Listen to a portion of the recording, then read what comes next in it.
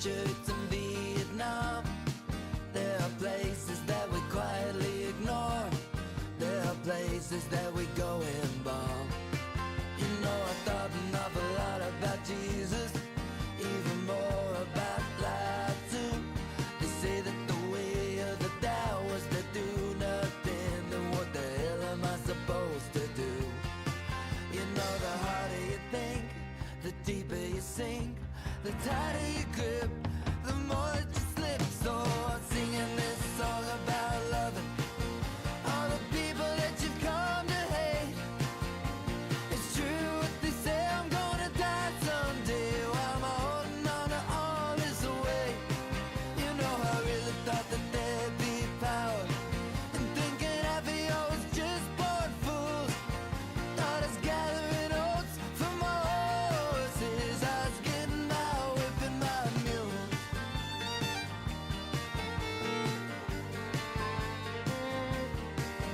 There's a book I read, I don't remember.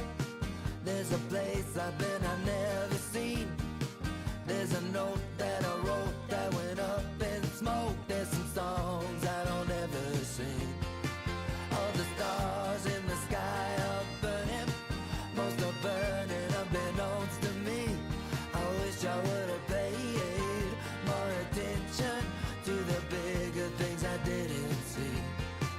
You know, the harder you think, the deeper you sink, the tighter you grip, the more that you slip. So I'm singing this song about loving all the people that you've come to hate.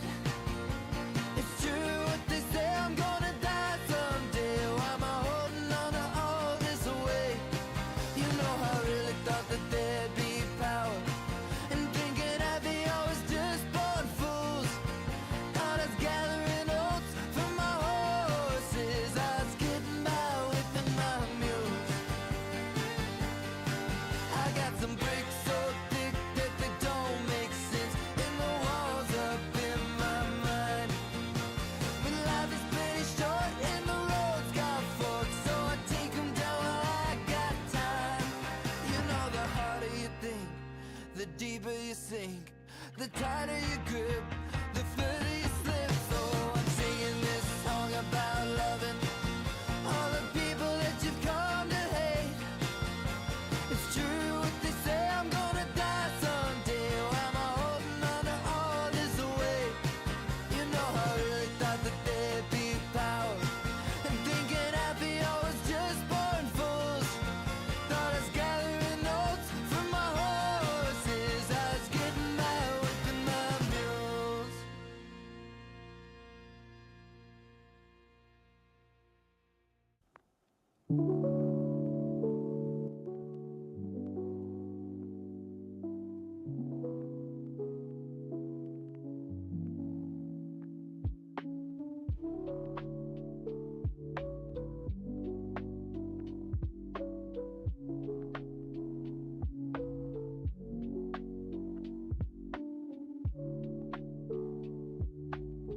The more that you think, the deeper you sink.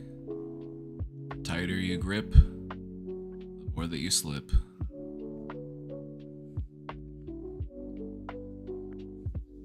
I really like that song. There's some philosophical references in there. He mentions Lao Tzu.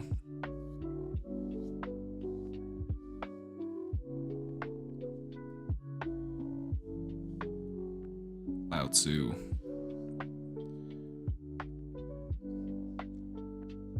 The author of the Tao Te Ching, The Way of the Tao. The way of the Tao is to do nothing. Do nothing. Win. But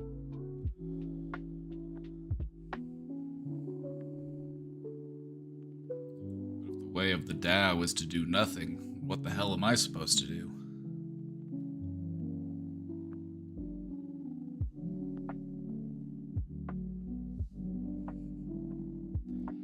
Hello, everybody. Welcome back.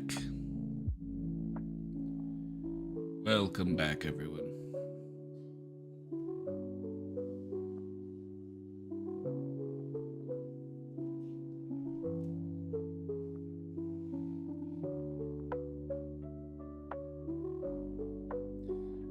Dago. It was very nice.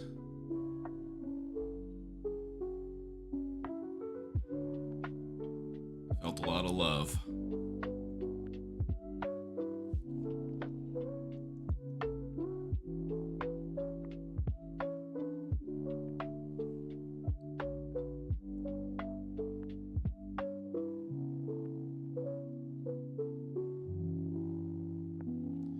Did I get cake? Casey made me a cake. For my last few birthdays, she's made a carrot cake for me.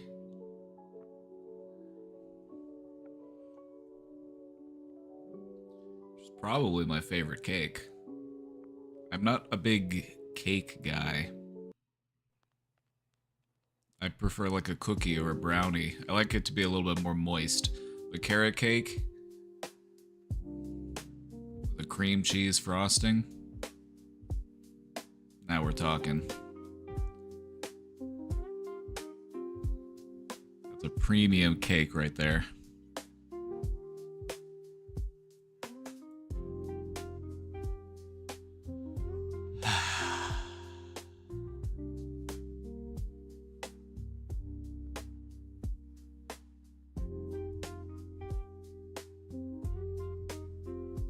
Have you been feeling lately?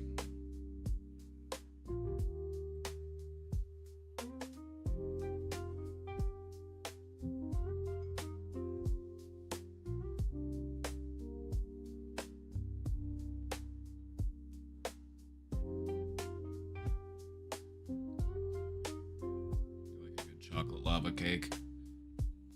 Chocolate lava cake's good. Basically just a brownie with a bit more finesse. Now I'm craving something sweet. You've earned it.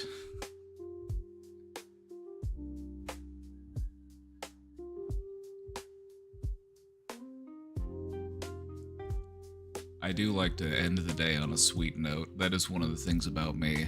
I like to have my go-to is like a bowl of cereal. Or like a Pop-Tart or something. Sometimes I'll bake some cookies. But I find it's nice to end the day on a sweet note.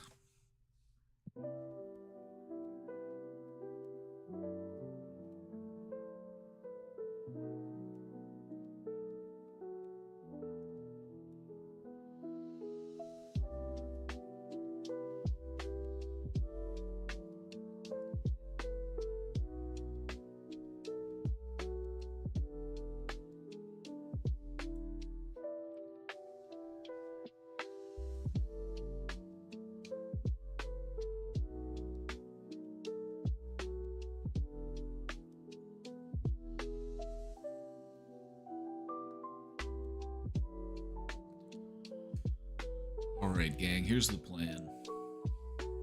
We've got some questions in the question box. We'll get to those here in just a minute.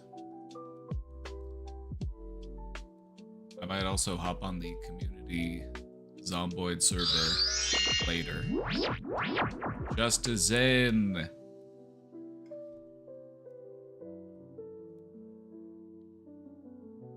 Thank you for the Zen vibes. Thank you for the 11 months.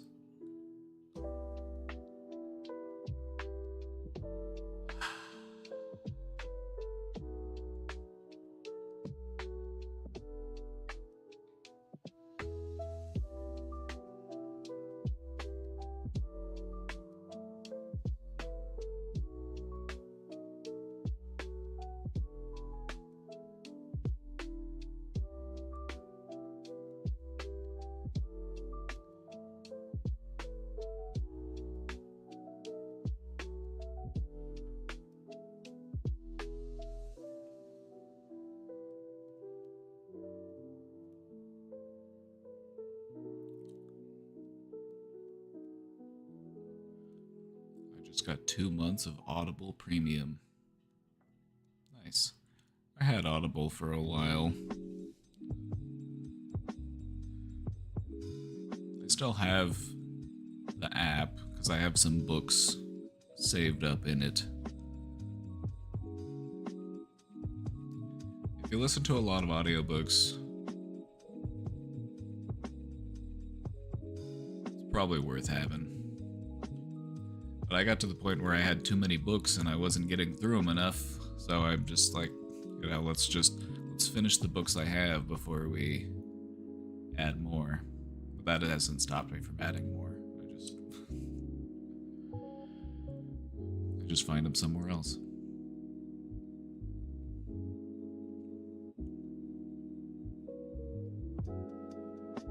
I love to go to half-price books. I like to go to the used bookstore. Get some really great deals.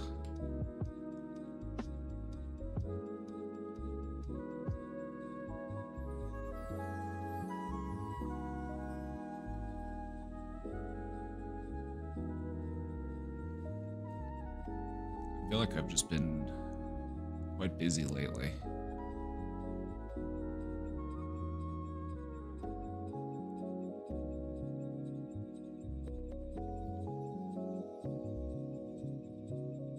But what's weird is that I can recognize that things are happening, but I still have this feeling like I haven't done anything.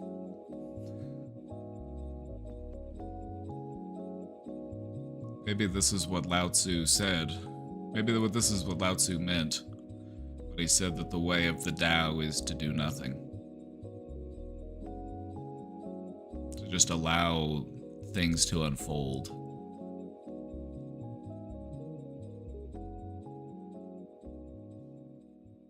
Don't try to swim against the current. Don't try to assert yourself over the universe. Be a part of the universe.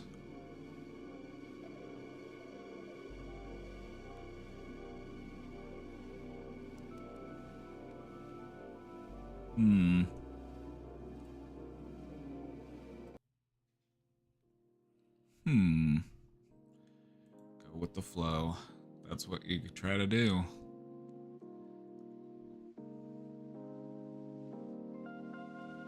That's why I like to float down the river. Not only am I going with the flow, literally, but it also, you know, it just helps me to put things into a flow mentally. There's something about just being in that flow state physically, and your mind syncs up with it. Body and mind really are just one thing, aren't they?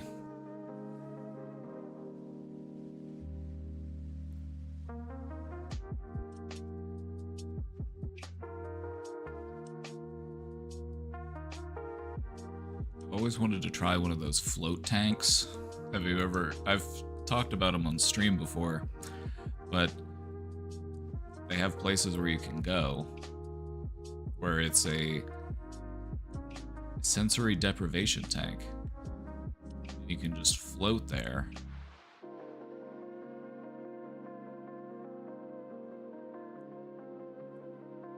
I've always wanted to try it, but it's kind of expensive. Kind of expensive to go float in some water. I think it would freak me out. Good.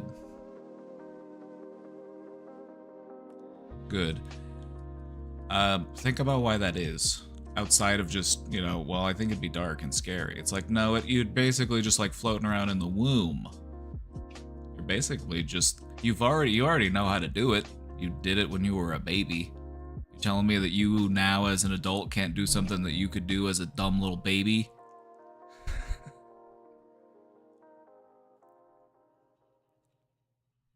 Wonder how hard it is to DIY it. See, we're on the same page. I'm thinking like, how do I make one of these, but also make it so that it doesn't get gross? Because part of the reason why it's so expensive is the places that do this, they have to have these really expensive like water filtration systems so that they can keep cycling the water through. Because if you have water sitting there for more than like a couple days, it's gonna start to get really gross, even if you keep it covered up. So I'd either have to chlorinate it and keep it covered, which would, I don't really know if I'd want to chlorinate it.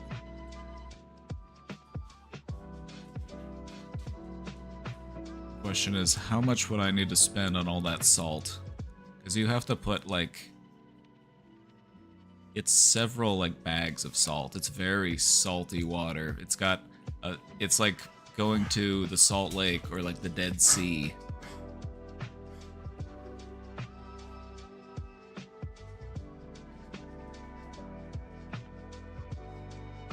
I have to sleep with white noise and don't like the idea of hearing the void. I also like white noise when I'm asleep. But what you'll find is that if you do just have nothing on, it just becomes a different form of white noise. It's just not as... Yeah, like whenever I go out camping and there's all those bugs, all the bugs and the frogs making all their noise, it's basically white noise.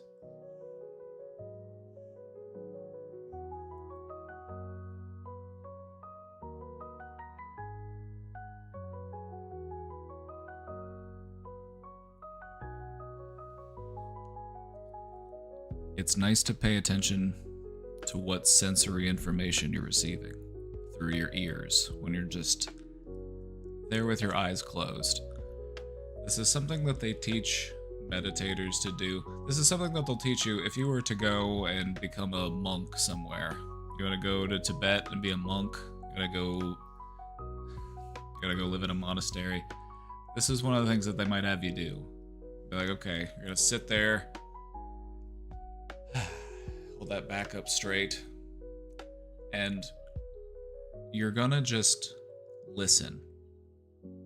That's it.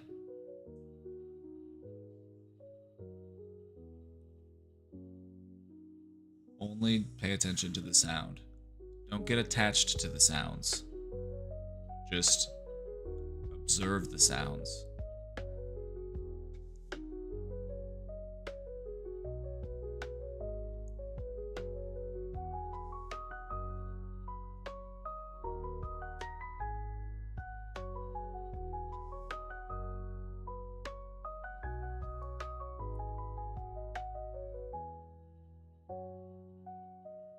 Yeah, one of the things that can feel bothersome when you don't have background noise is you are too aware of your own bodily processes or the sounds that your own body makes.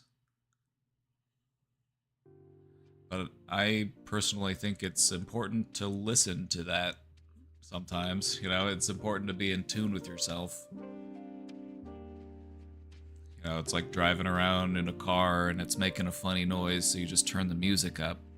Like, that's funny. It doesn't make that sound when the music's turned up, so...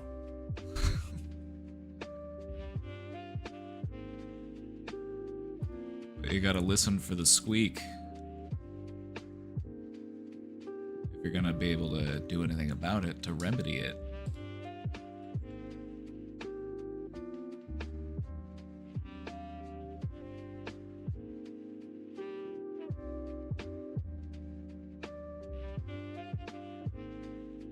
My ears always feel like they're zapping when I'm in a room with no ambient sound. It's weird. Things like that could be impacted by a tight muscle in your face or in your jaw. I guess your jaw is in your face, kind of, but like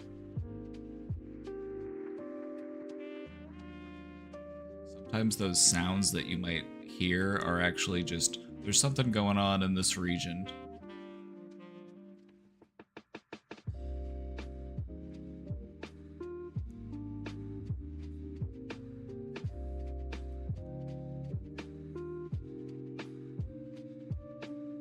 I find it's nice to rub my jaw muscles, because they will get tight. I just take my fingers and just kind of like...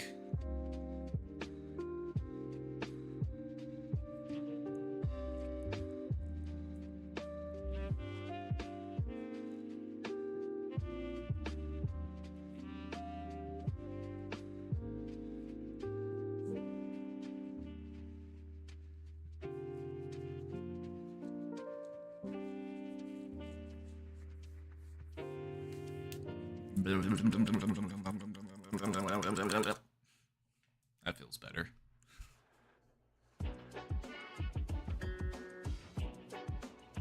That feels better. gonna skip that song. It's a little too villainous for me.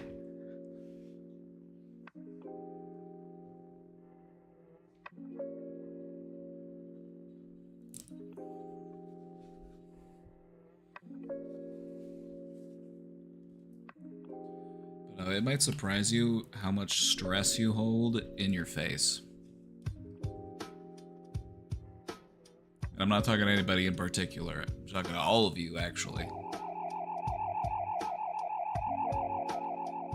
It'll be up in your forehead and your brow. You'll hold it in your jaw. You know, hold it in your shoulders, your neck.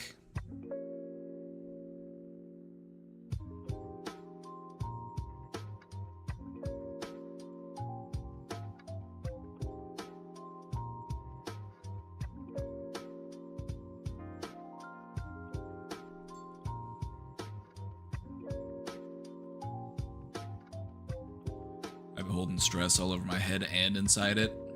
What you might find is that if you work to reduce that physical stress,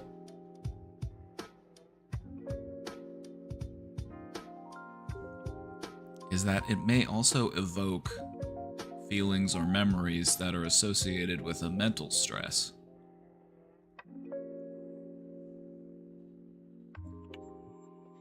And so I look at it as if I'm working through physical stress, like tightness, it's the same thing as working through mental stress.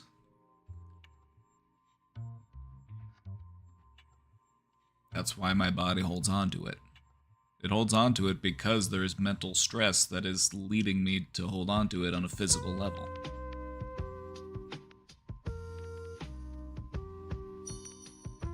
So, you know, I'll do this meditatively. You know, I'll focus on something and then I'll just see what sort of things come to mind, what sort of memories pop up, what sort of feelings emerge. And then I try to take the two things as possibly intertwined. You know, the physical response is a sort of a prompt for the mental event. They're stored near one another in the file cabinet of your mind.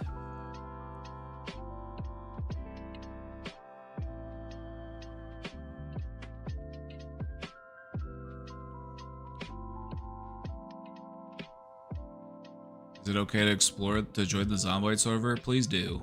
And just explore/vibe? Please do.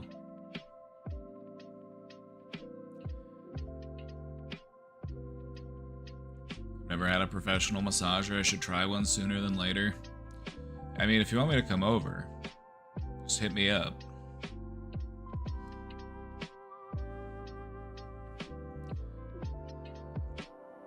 Although I get it. I wouldn't ever want to get rubbed. I don't know if I would want to get rubbed down by a dude.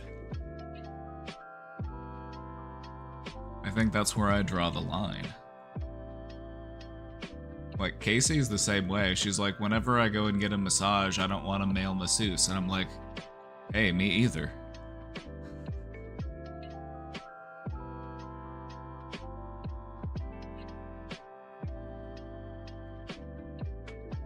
Massages trigger my back pain.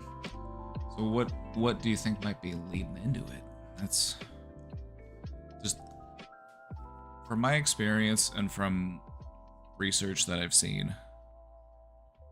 Doing meditative practices and like yoga practices are a good way of managing chronic pain.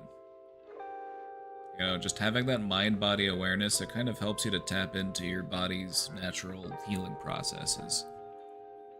Like, you have a sense of... Let me give you an example.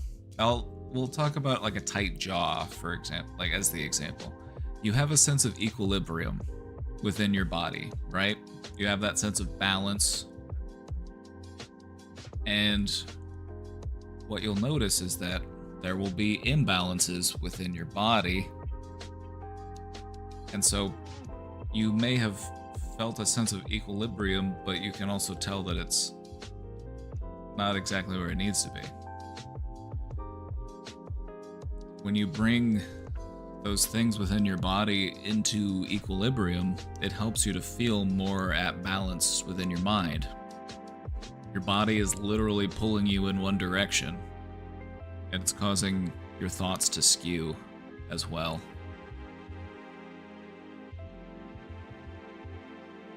At least, that's what I think. That's what I've experienced.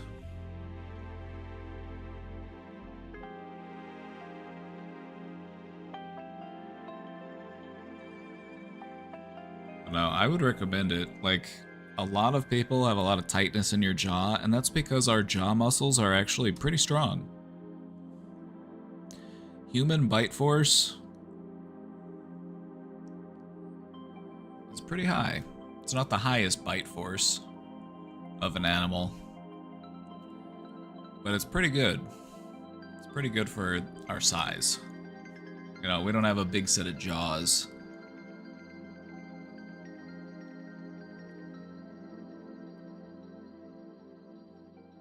And so those muscles, they're very strong. And you've probably noticed this firsthand if you've ever accidentally bitten the inside of your cheek. Or you've accidentally bitten your tongue or something. It's like, yeah, ouch.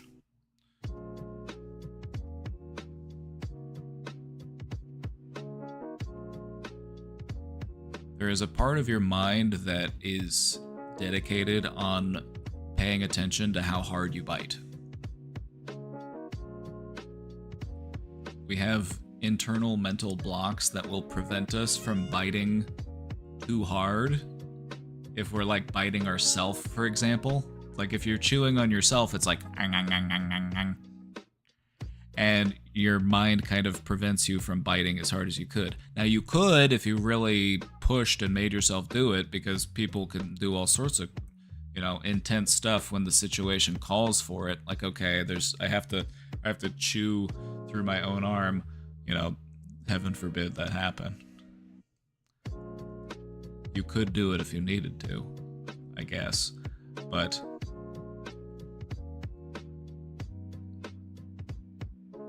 so there's a portion of your awareness that is going towards your jaw muscles.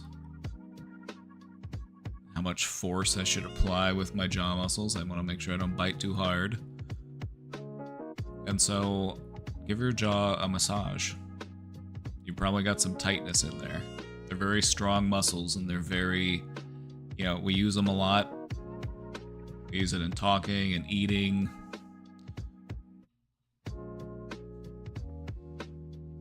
Tightness in my jaws is a new stress location for me recently. You want me to show you what I like to do? It's going to involve making some silly faces, so if you're afraid of being silly, it's a good one to practice. You gotta confront your fear of looking silly. So to get a good jaw stretch, I just like to, you know, think, the person I always think of is like Jim Carrey, because he'll do some pretty exaggerated faces, and that's kind of what we're gonna try to do. So you can start by lifting your cheeks up, which will relieve some of the pressure on that upper part of your jaw, like in here where it meets your ear. If you kind of start by raising your cheeks up nice and high, and then while your cheeks are up, put your jaw out and down, so you open and close while lifting your cheeks up.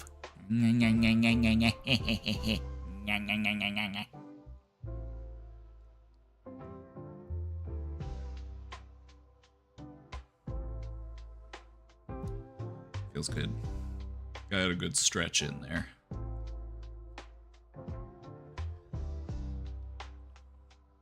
This is Honeycrisp apple soda, by the way.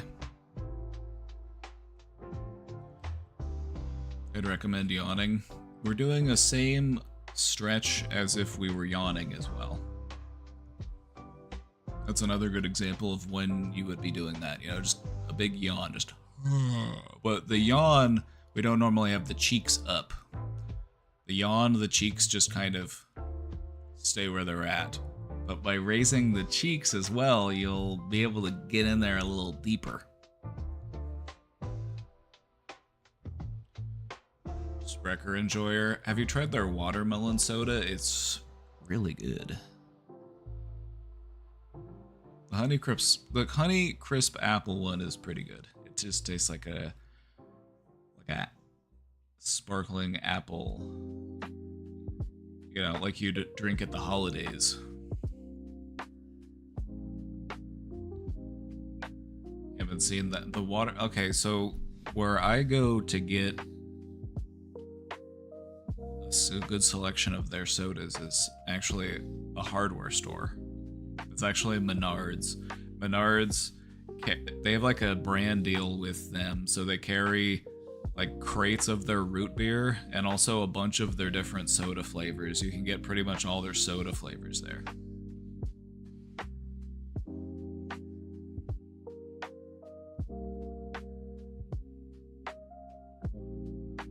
This one I actually found at Aldi though. I don't think I've ever seen this one at the hardware store. But I got the watermelon one at the hardware store. That one's pretty good.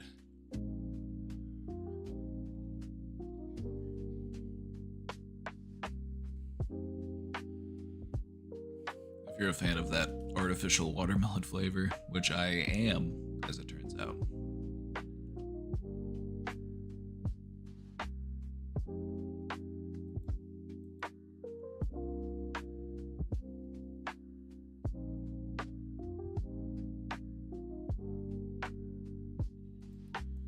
Alright, we've got some questions in the box. I'm just about ready to dive in.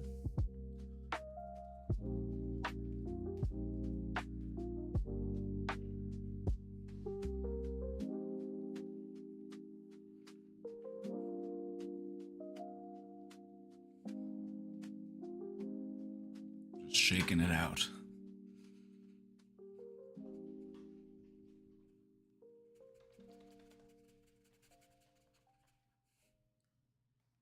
Alright, my nervous system feels regulated.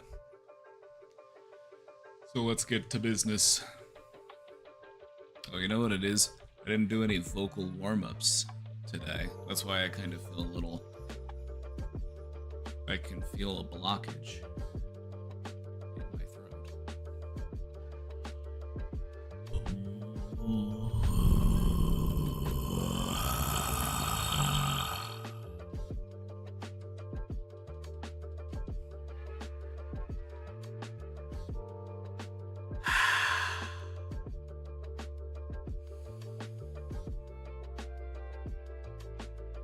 You can try this one along at home. Take a big deep breath in through your nose and then let it out with a and try to feel that vibration in the back of your throat. That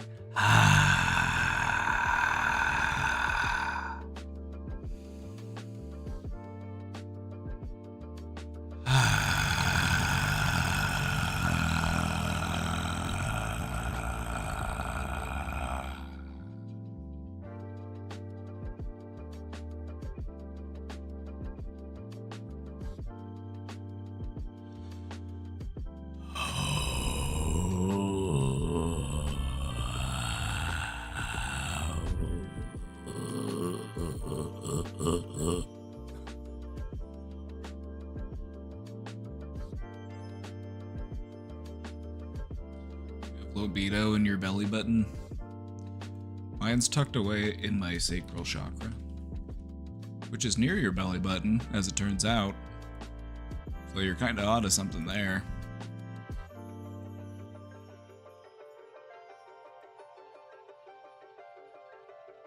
It's actually right below your belly button.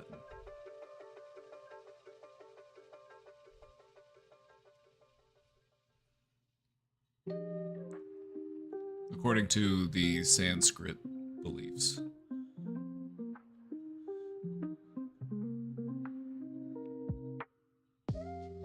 The sacral chakra. It's what brings you fluidity and grace, depth of feeling, sexual fulfillment, and the ability to accept change.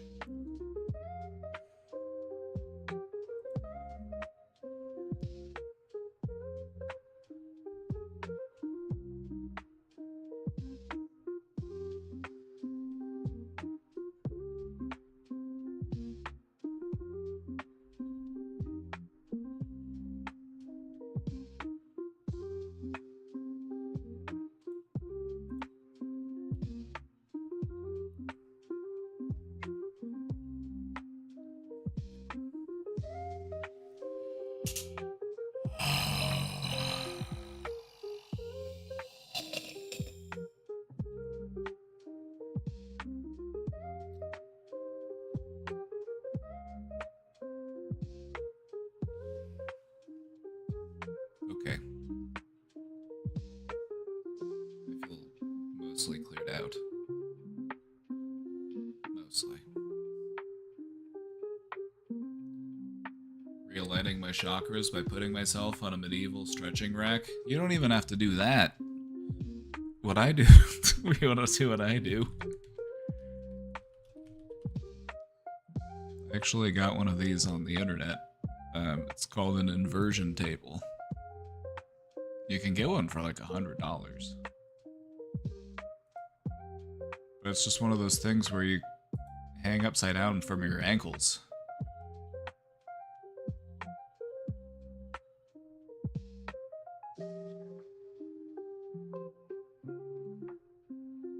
It feels nice. I like it.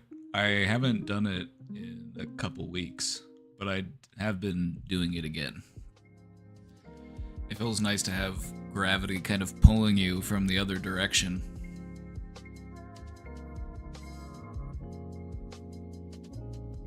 Also, if you ever were to try one, pro tip, if you're ever gonna try an inversion table, if you're gonna go upside down, hold your arms over your head. Because that way, the blood won't just rush to your head, it will also fill your arms. I guess this also has the added benefit of giving you a nice pump in your arms, if that's something that you're looking for. Which, I mean, I'm never gonna turn out a good pump. But yeah, if you ever were to try one of these, put your arms over your head whenever you go upside down, and it'll help. Because if you don't have your arms, if you have your arms like the other way, all of that blood's just gonna rush into your head, and it's not gonna be fun.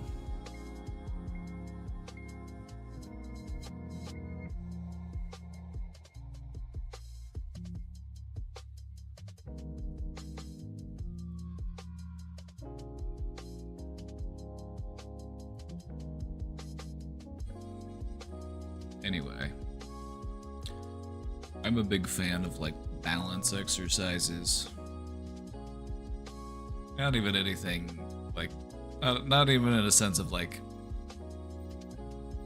anything crazy like standing on a tightrope or something.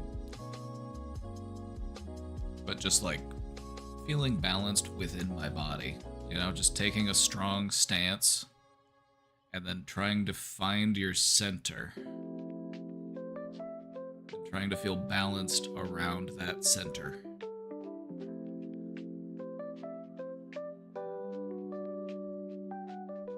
One of the first things you realize whenever you start doing this is, wow, I am way off balance.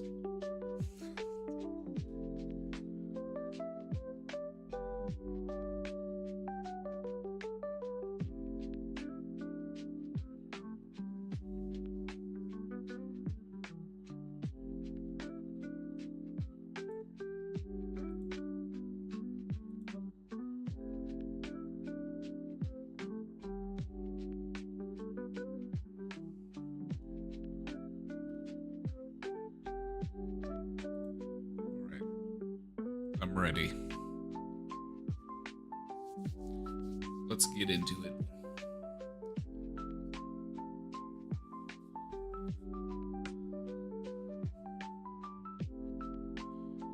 So, hi. Hi.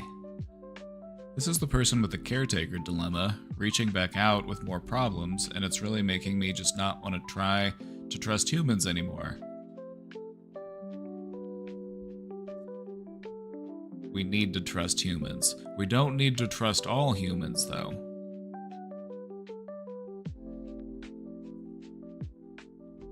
There are good humans out there. We do need each other. Due to what I can only describe as incompetence or lack of any kind of internal tools that keep track of preferences, I've had to correct people on my name preference constantly. Would it be possible to maybe put a reference sheet together? Maybe that's something that we could do. Just like a quick reference guide for a caretaker. Like, here's what to call me. Here are my preferences, just to make sure that your needs are met. A little cheat sheet, if you will. It could come in handy. It would also serve you as a reference point to be like, as per the sheet.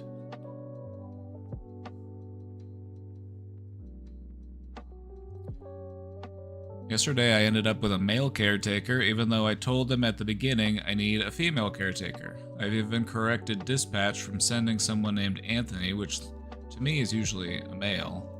And IMO, it shouldn't matter why, but the person I called in to explain why this is unacceptable then went on to say, we just staff according to need, and we would need a reason to only send females. I said, what the serious F, and just immediately told them why, which was I was sexually assaulted by a man when I was young and I don't feel safe around men. That's a valid need. That's within a healthcare profession. That's a valid need that they would need to work around.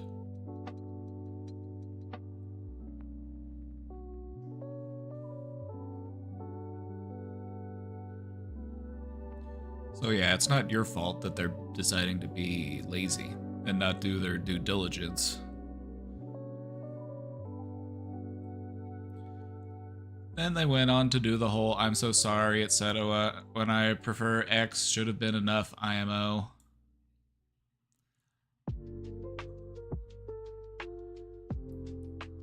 It is invasive to have to always explain why your preferences are what they are. But in a healthcare setting, you know, sometimes it's necessary, even though it sucks. When it comes to your wellness and your health, you have to be very transparent, and that can make you feel stressed and vulnerable. But it's, you know, it's meant to allow people to provide you the highest level of care they can. But no, I agree. Just having the preference should have been enough. They shouldn't have felt the need to pry, but yeah, that's capitalism for you.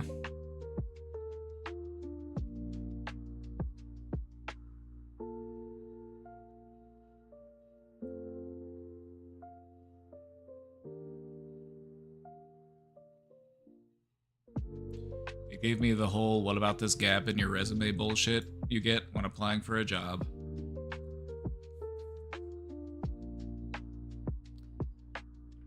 Can you explain this gap in your resume? No, I can't explain it. I will not be explaining it. I'm here looking for work at the moment, right? Well, you see, during that period, I was not working. Care to elaborate any further? No.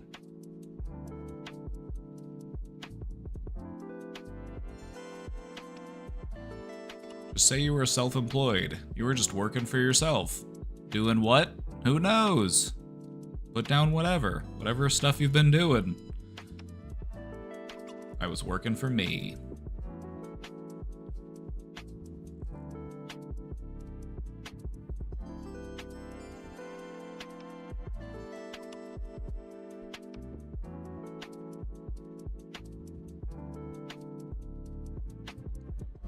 After dealing with that person, I called back in and demanded to speak to someone else and got told I'd get a call back. It's halfway through the day and I've got no callbacks yet.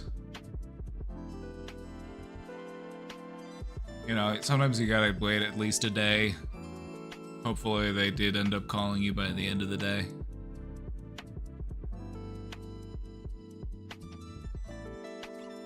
I feel so helpless because I need the help from this company. I have an update on the caretaker that hurt me. She helps cook for me, so I scheduled them just to cook until I can work up the courage to report them, but I probably won't because I'm weak. You're strong for having to endure all of these things, so you're stronger than you recognize. Right now you're showing a great amount of strength just by tolerating it, but you don't have to tolerate it.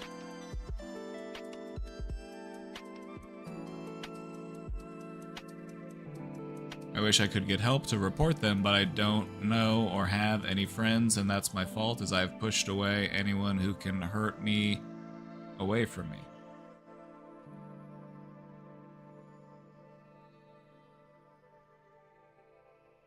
What's the solution for this?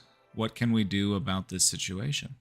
There's a way to remedy this situation.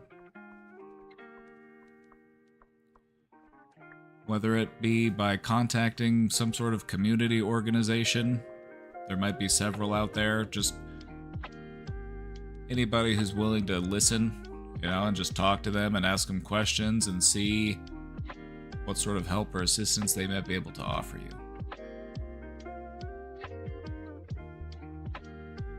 You know, even if it's just like the nurse helpline or your local, you know, community health agency.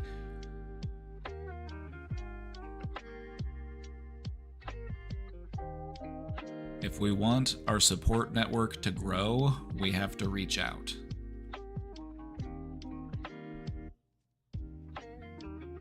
It's the only way that it's going to grow.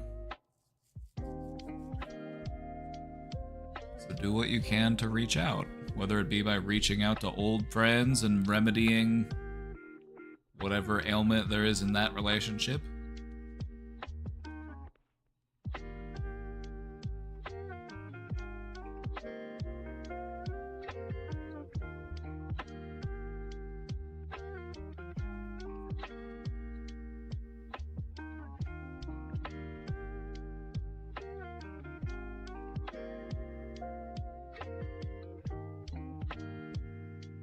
Don't be afraid to reach out.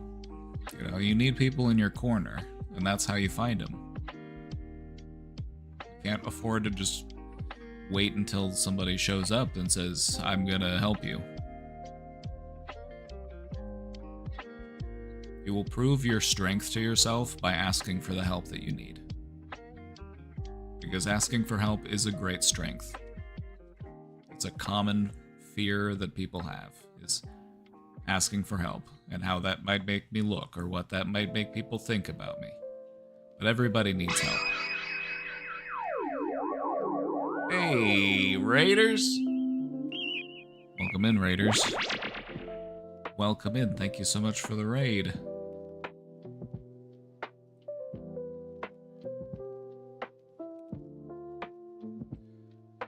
I know this is all a lot, but I'm not sure what to ask for help with here.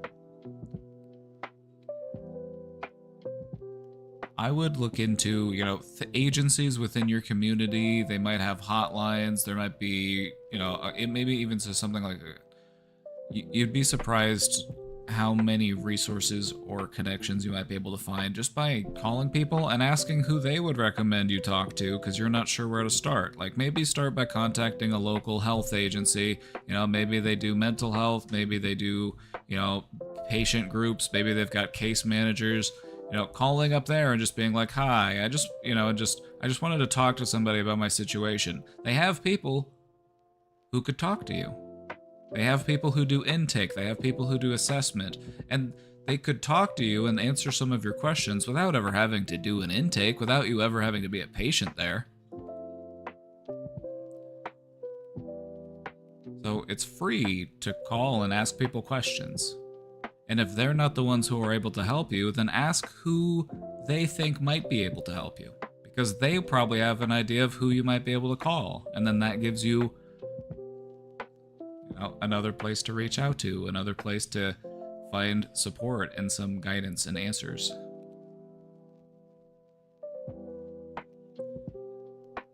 You are deserving of that help, too. So don't be afraid to reach out and ask for it.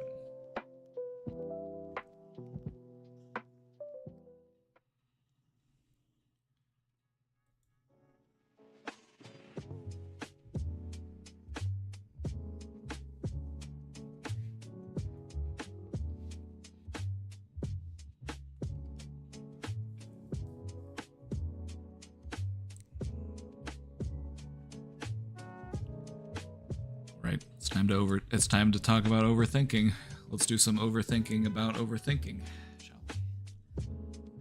I don't know if overthinking would be the right term for this particular issue, but every time something happens in my life, for example, some traumatic event, my brain would instantly think about the future and try to predict what needs to be done in order to stay safe from it.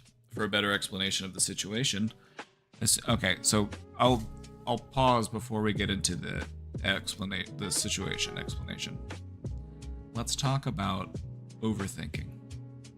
Is this overthinking? Yes. Is this the only way that a person can overthink? No. This is just one form of overthinking. And this particular form of overthinking is a very anxiety-driven form of overthinking.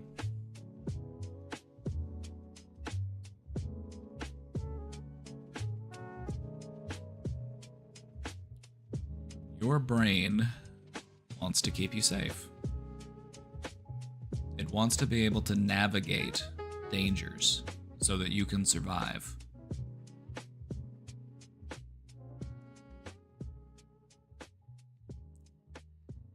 That function of your brain, if left unattended, will find something to do.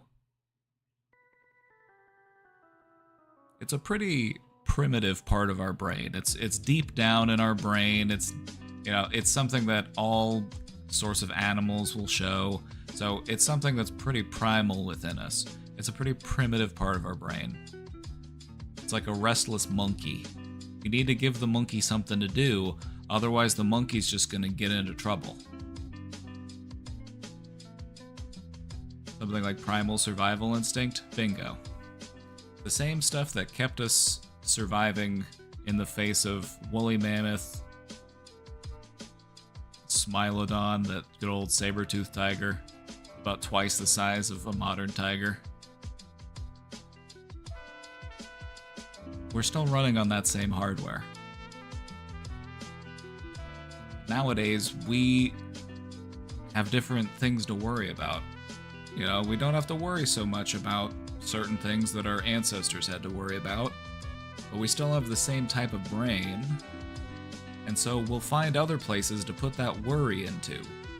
And one of the ways that we'll do that is just by coming up with hypothetical, future, stressful situations and what we need to do to protect ourselves in case that thing happens.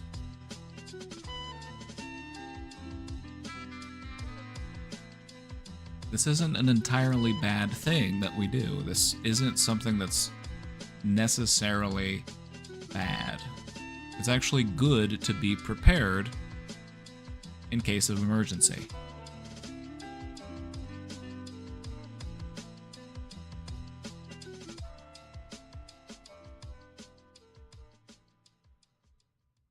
The key is just trying to find balance and learning when to take a break from doomsday prepping. And so in those moments when you catch yourself overthinking about potential hazards or things to worry about, or well, what if this happens, or what if this happens, or what if I do this thing, or what if,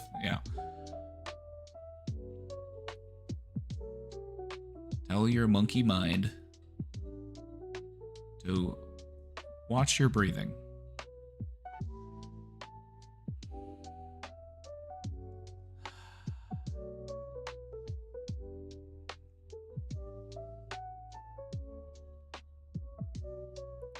Take a big deep breath and then let it out slowly.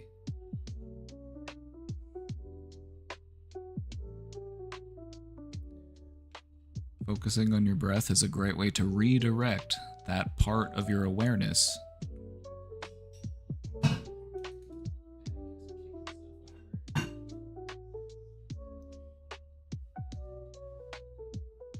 dog kicked over my water mug. I guess I'll put it up here. Anyway, we talk all about this phenomenon in one of the topics that we covered. and how to use anxiety as a tool. Because that's what it is. It's a tool. It's a very powerful tool, though. And so we need to learn how to wield it so that it can help us instead of hurting us.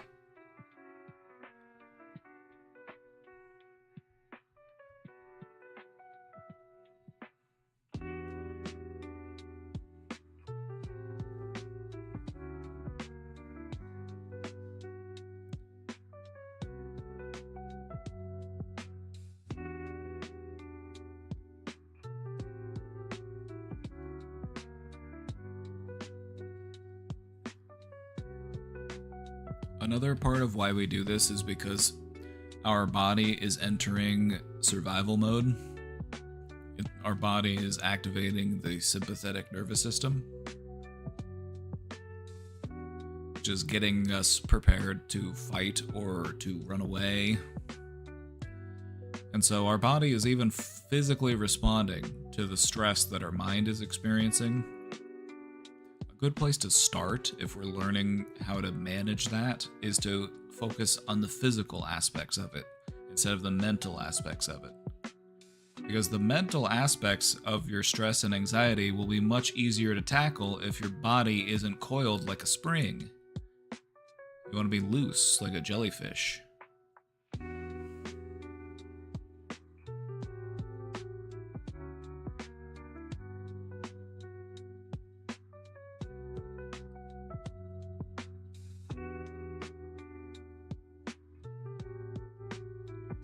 For a better explanation of the situation, as soon as I see my parents fighting, my brain is already thinking about how I need to live the next years of my life so that I can save up enough money to get out of the situation permanently and detach from everything and potentially cause harm to my future, even though I know life is and always will be unpredictable. And how can I stop my brain from doing so and start focusing on the present actively?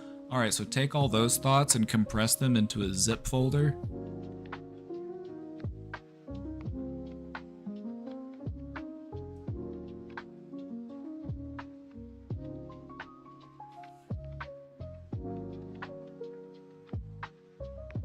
Done by default. Thank you for the 24 months.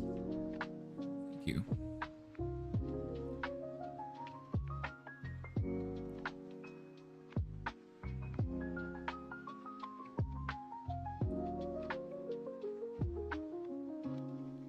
So, how can we stop our brain from doing so and start focusing on the present actively? First off, we ground ourselves in the moment that we are in.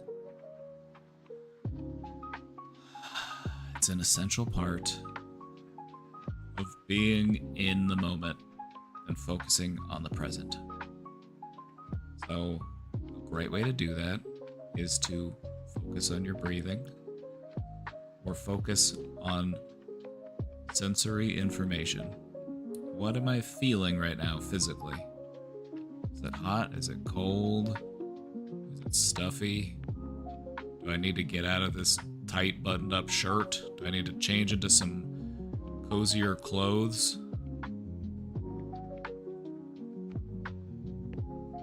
What sort of things am I hearing? Is it loud and chaotic in here? Or is it peaceful in here? What sort of things can I smell? Hopefully it doesn't smell like shit. If it smells like shit in the room you're in, meant to be a motivator to either go into another room or to clean up the shit so that it doesn't smell anymore. So we're just paying attention to our senses. And we're breathing in a relaxed way. That's how you stay grounded in the moment.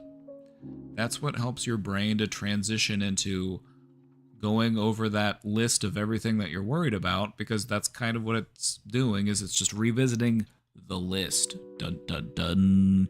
The list. You know what I'm talking about. You know what I'm talking about in your mind. The list. All of those things that you need to do, ought to do, should have done, could have done, can't forget, can't remember. The list in your mind.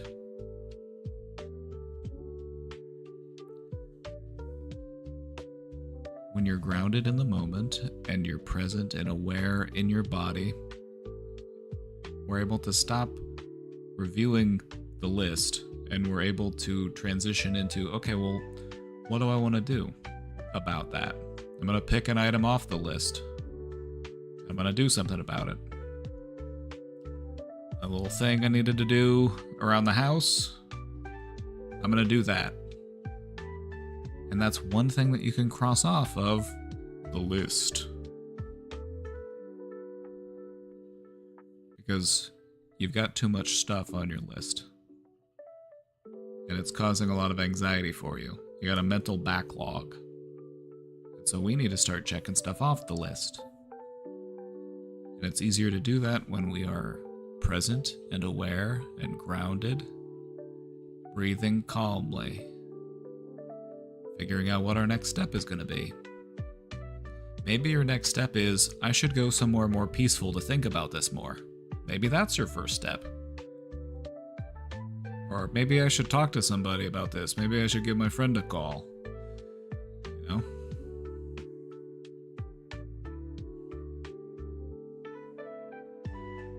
The list is the bane of my existence. The list is a part of what defines our existence, I think.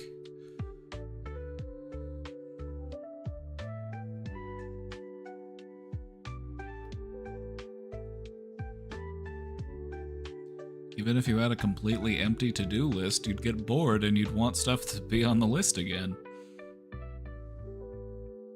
Because as it turns out, we like it. We like having stuff to do. We like feeling productive. Even if it's just in simple ways, as long as it's meaningful to us. Even if it's just taking care of your little house and your little pets and your little garden and, you know, just doing what you can every day to shape the world around you into a reflection of who you are.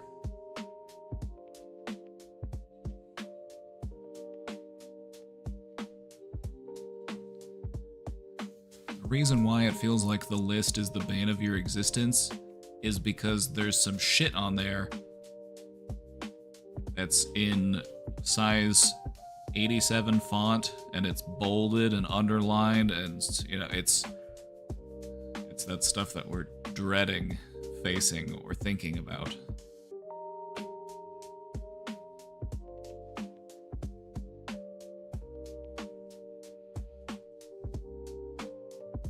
Those items that are overdue.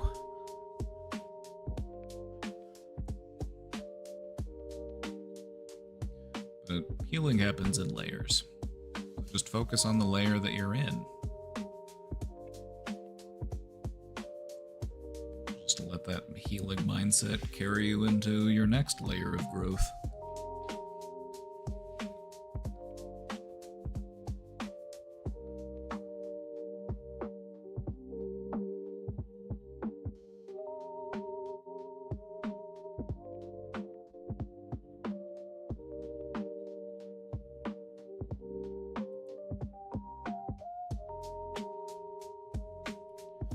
I recently turned 18 and have a part-time job offer at a coffee chain / franchise that's owned by my neighbor.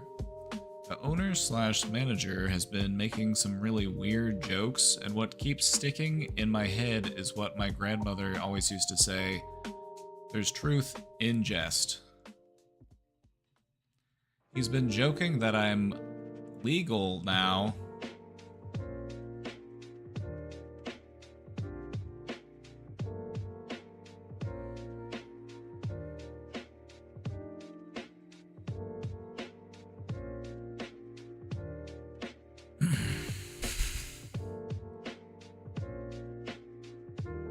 That it's okay for him to ask me out. Nope. Nope. Nope. Nope. Nope. Nope. Weird. Weird. Creepy. Creepy. He's in his late 40s. Oh, so he's old enough to be your father. So obviously I'm not interested. I'm honestly not even 100% sure I'm into guys, to be honest. You know what? Good for you. Good for you, honestly.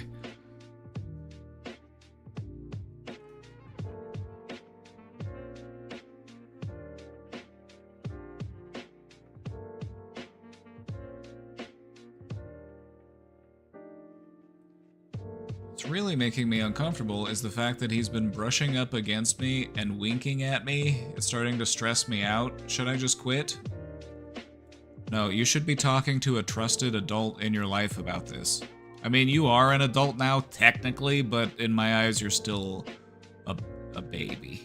You're still, in my eyes, you're still a baby. Anybody under 25 to me is a child.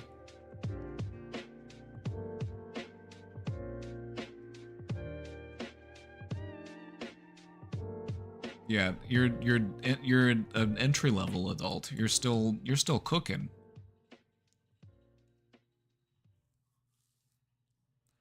So what I would say is, first off, document all of this stuff, because this isn't okay. This is creepy and weird, and if he's willing to do it to you, who else is he willing to do it to?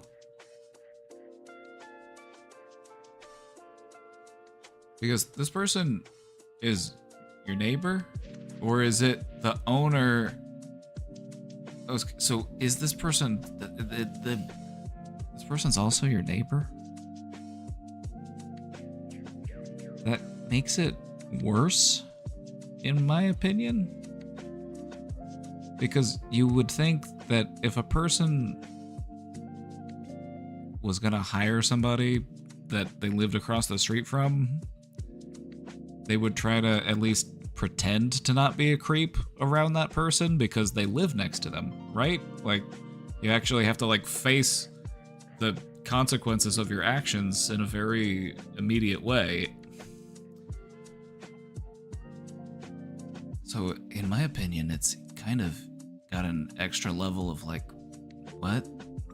Because this person's, like, your neighbor too?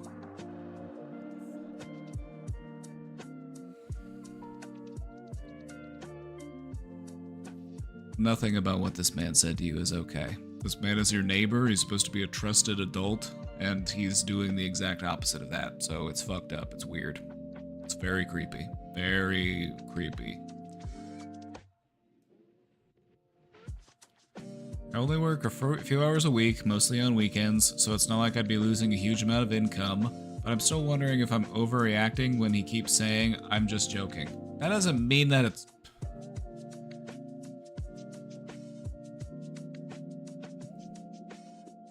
Thanks, Casey, and Brain Domain Viewer. You're welcome. But okay, let me talk about this for a minute. This is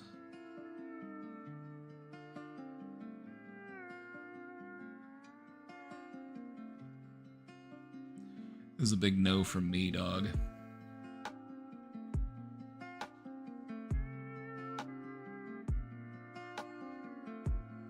First off, I would talk to your parents about it and see what they say.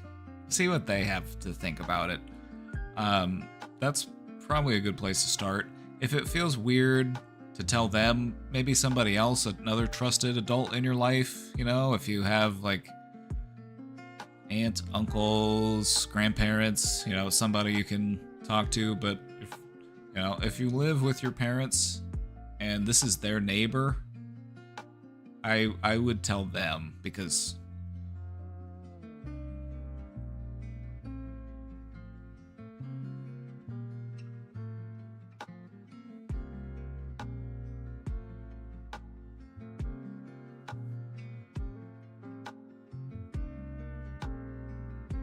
yeah, this is...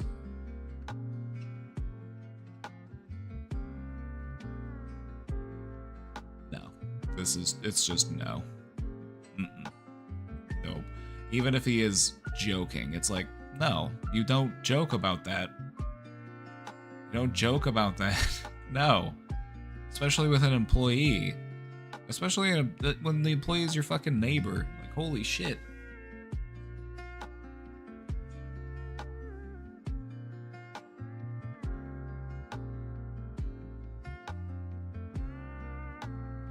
Because that's how... Okay. Now, I'm not accusing this person of anything, because I don't know this person. I'm just fomenting a judgment based on what you've told me. When dealing with abusers, or when dealing with, like, people who engage in predatory behaviors, because that's what this reads like to me, is it's like, it's an older person being inappropriate with a very young person. It starts to ring some alarm bells in my brain. And that's where it often starts with these types of people. It's just joking. We're just joking around. We're just friends, right? Like, we can joke, right? That's fine. Until it's not jokes. You know, until they corner you somewhere and they're like, I can see the way you're always looking at me.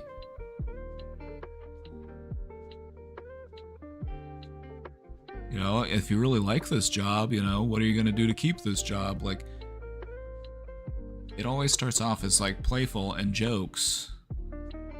But it's just their way of testing to see what they can get away with. And they go inch by inch until they cross that line, and it becomes just flat out abuse.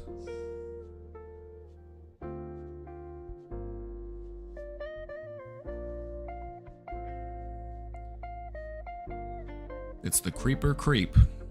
The creepers be creeping. That's what they do. They creep inch by inch.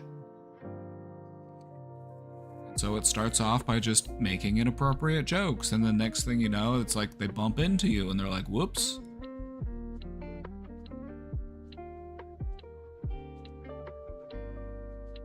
That they put a hand on you inappropriately.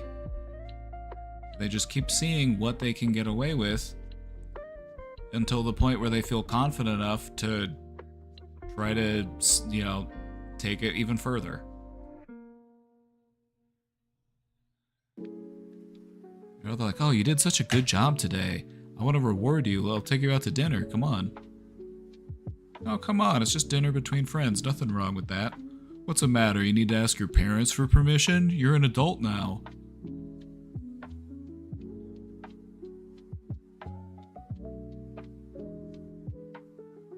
There's a Persian proverb that says at least 60% of a joke is the truth the person wants to tell you but is afraid. Oh, yeah, people clocked that early on, and, you know, W humans for clocking that early. They recognized that people will hide things behind jokes. They'll often use it as like a pretty little envelope where they can actually send you a little bit of poop. It's poop. It's toilet paper. Just got a fun envelope.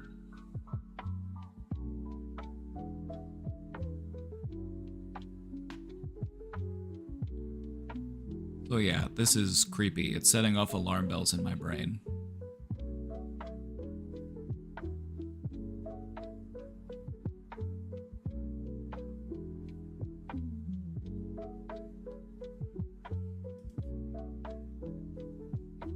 I'm not allowed to say what I would probably do if I were in this situation.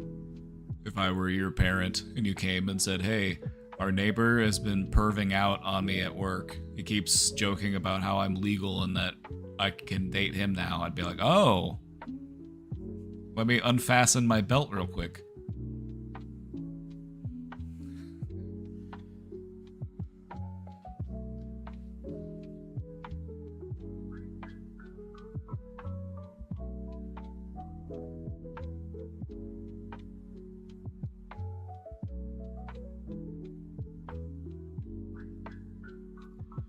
Please talk to a trusted adult in your life. This isn't okay. This is... If he does it to you, you're not the only one he does it to. If he's the owner of a coffee shop that hires teenage girls,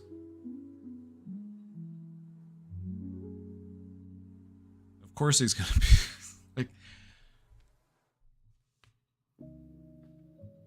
The really messed up part is that this shit happens all over the place. Creepy dudes They just own some business and then they just hire like teenagers. And then they get creepy towards them.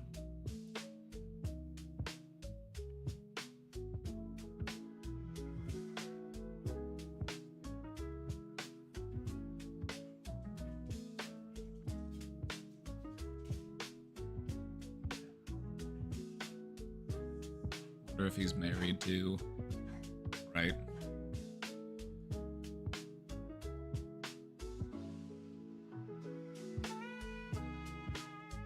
But no, you're not the only person that I've heard stories like this from. Like, I've known people who've told me similar stories about places they work. It's like, this shit happens and it's fucked up.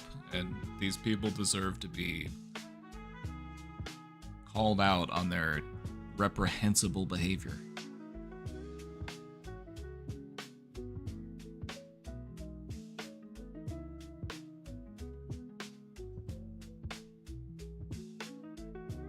Anyway.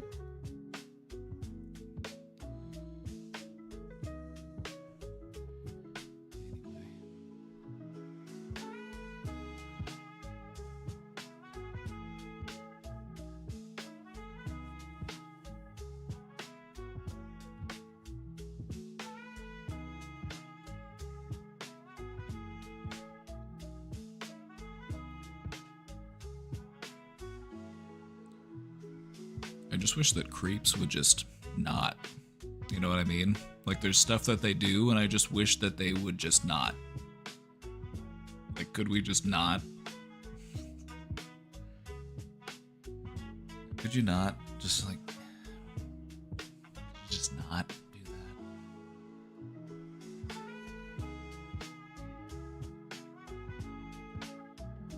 There's too many creeps out here, man. Gotta stay safe. Too many creepers. Especially on the internet.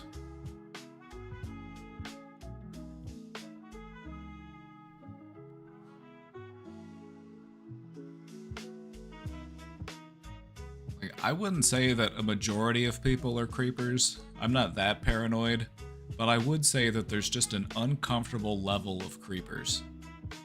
It's got to be somewhere in the neighborhood of at least like 10%. It's just far too many.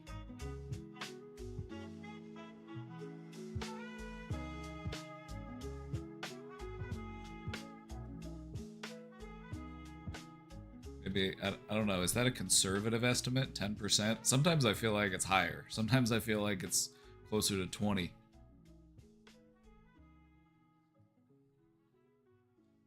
Because you just hear so many stories about people having experiences with just people being fucking creepy.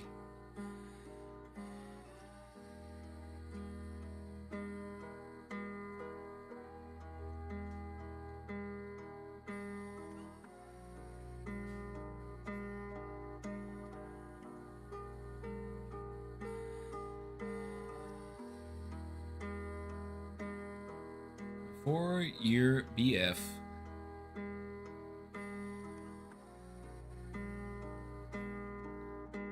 A 4-year BF and I were discussing about how finances would be managed after we would be married. He's not even in kindergarten yet. He seems very advanced for his age. I'm sorry, I couldn't help it. I'm sorry, I needed to lighten the mood.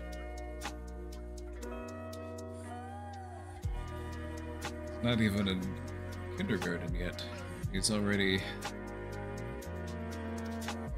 seems to have his act together.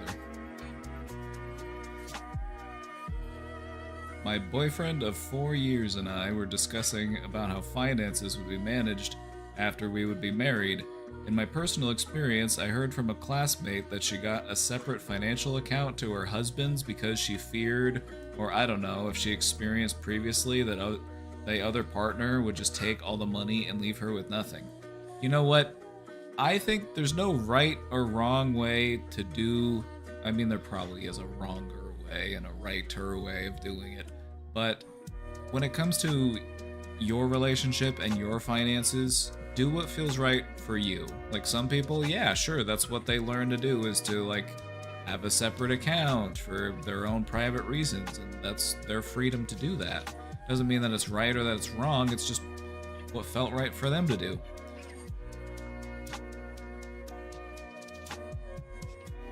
You know, some people, they get married and they just have their accounts all go through one. You know, or maybe you have a couple different accounts, but you have joint access to the accounts. You know, that's kind of where I'm at. It's just no need to keep anything on the sideline, just in case, you know what I mean? But I understand why people do it, and I'm not going to say that they're wrong to do it, because they could end up needing it. It would have been a good idea to have if they did need it. I guess it just is, how secure do you feel in your relationship that even if things were to end, that things could be amicable between the two of you so that you didn't have to wage financial warfare on each other? You know what I mean? Like, even if you did have a joint account and you were for some reason to split up, like, would you be able to amicably work through that together? Or would it be a situation where it's like, nope, you're locked out of the account, you're never gonna see another dime from me? Like,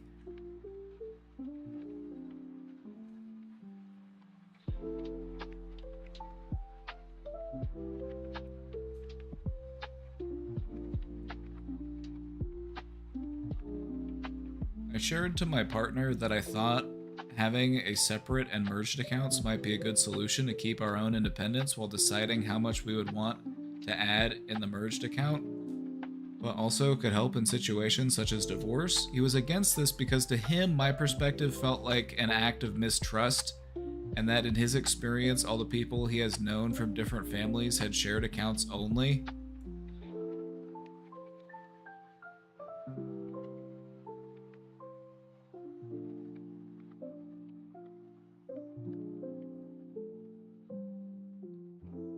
Okay, I see, but it's also, in my perspective, it's like, okay, it doesn't really matter. You know what I mean? It's like, you don't have to prove anything by having all of your finances entangled. That's not what a relationship is about. Like, how willing are you to trust me by having control over all of your money? It's like, that's what capitalism has done to relationships, unfortunately.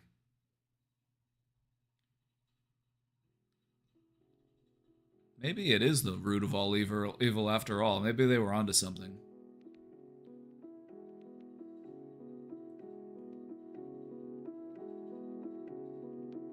Yeah, but the person you divorced isn't the person you're in a relation with sometimes. True. True. I guess I'm just blessed. I just feel like even if, you know, something were to happen, it's like we'd be cool about it, you know?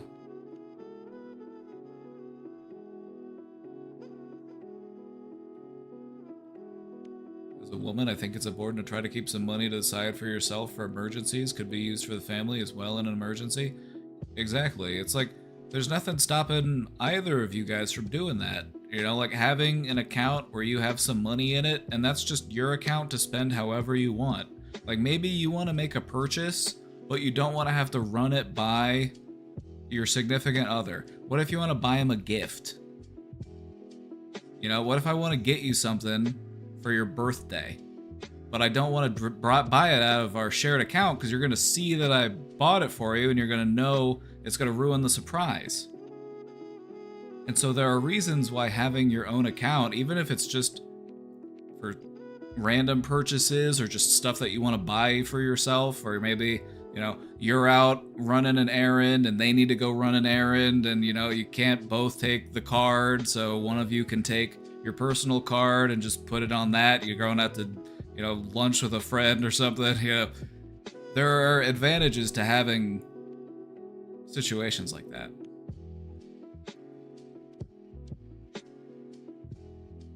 It doesn't need to be viewed as like, if you're unwilling to have shared finances with me, I mean, you know, if you're unwilling to have shared finances with me, it's a no-go.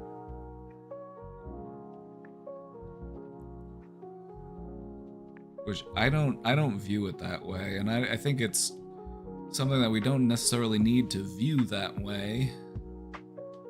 It's not like you need to show each other that you love each other by merging your bank account. There are so many other ways that you can demonstrate and communicate love to one another outside of having the same routing number.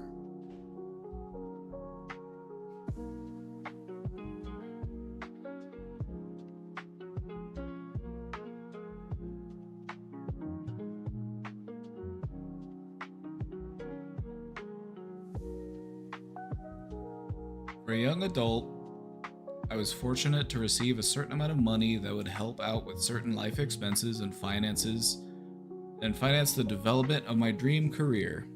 I live with my boyfriend's family in my boyfriend's family's house at the moment. I witnessed my boyfriend breaking something he agreed to do, which was in case he would like me to leave the house, he would leave me 2 weeks to pack my things and find a place to stay due to the fact that I would be, in essence, homeless until I find an apartment to rent. I arranged this with him because he often used threats for me to leave his house in the heat of his anger, which... Okay. We're learning a bit more about... Okay. I see.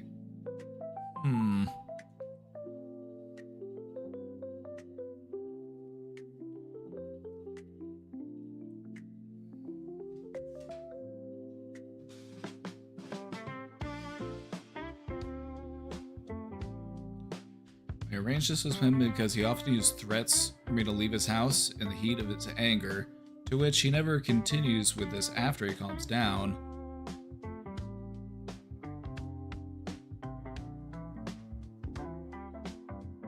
Like, then stop saying it. Then stop using anger as an excuse for being hurtful. It's like, well, I only said it because I was angry. Like, not good enough for me. I don't, you know.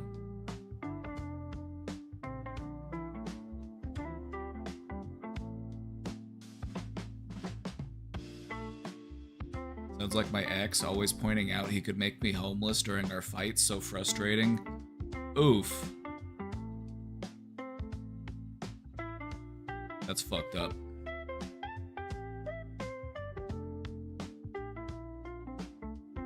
Right? It's like, that, whether or not you realize it, it does feel like that, okay, that's it. Like, I should probably figure something else out because, you know, if that's the type of person that I'm with, who's willing to, like, hold that over my head, I don't want to live life that way, feeling like the sword of fucking Damocles is just hanging there above me.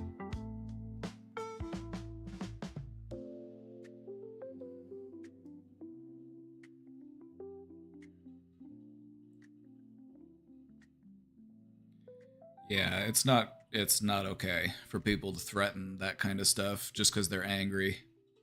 Anger's not a good enough excuse to threaten somebody in that way. You know, I could understand somebody doing it once in the heat of the moment, but if that's not something that you learn from, doing it once, and you do it multiple times, you're just too okay with doing it. And you need to get that shit fixed.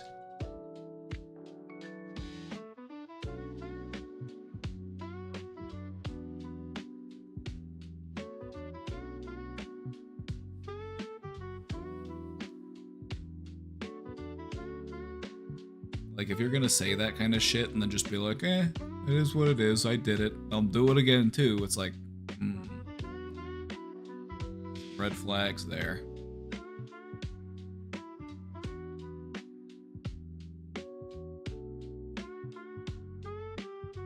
Because you don't want to define yourself by who you are whenever you're angry.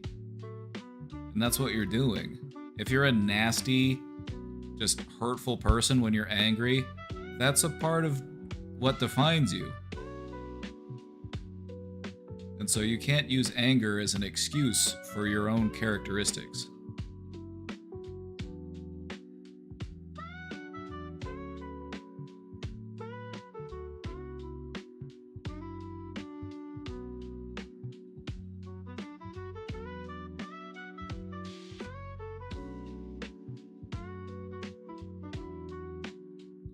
I know that in case he does pursue this decision to kick me out, I would be sleeping in hotels and got the means to sustain myself, but it would be harder to transition since some of my stuff would be at his place. It sucks, but that's something that happens in relationships when there are breakups. I would recommend trying to find a friend in the area. Do you have any friends in the area? Anybody that could let you maybe crash on their couch for a night or two? Somebody that would be willing to go with you to go pick up your stuff so that you don't have to do it by yourself?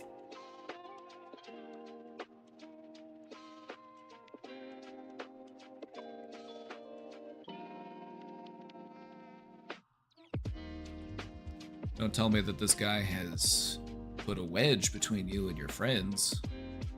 I'm sorry, I'm reading too much into it. I'm just, I'm seeing patterns is all. So, try not to dig too deep. But it just feels, in people who are that controlling, it's not unusual that they will create rifts between you and the other people in your life.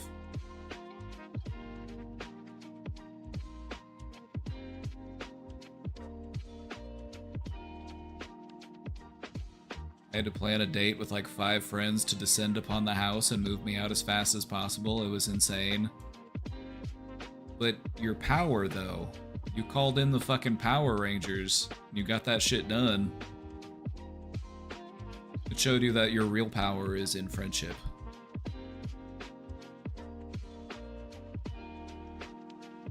That's what Kingdom Hearts taught me. The power of friendship.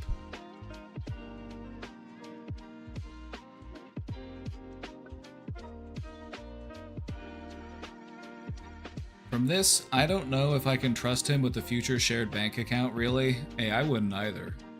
If I'm being honest, I wouldn't either. Would like to know what would be your advice about this, or knowledge and experience about this topic. Thank you for your time.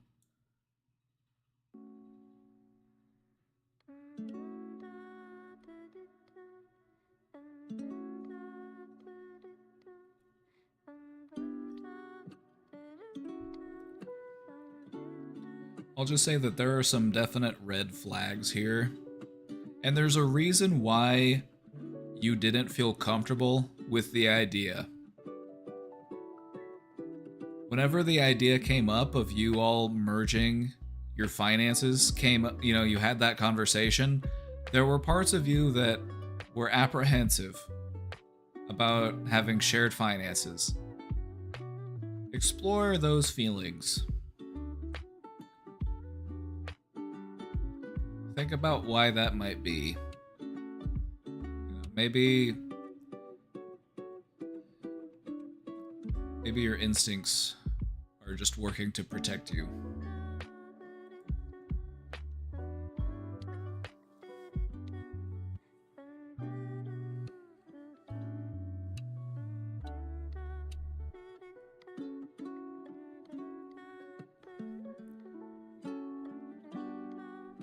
The thing about relationships is that you are going to be in relationships with imperfect people.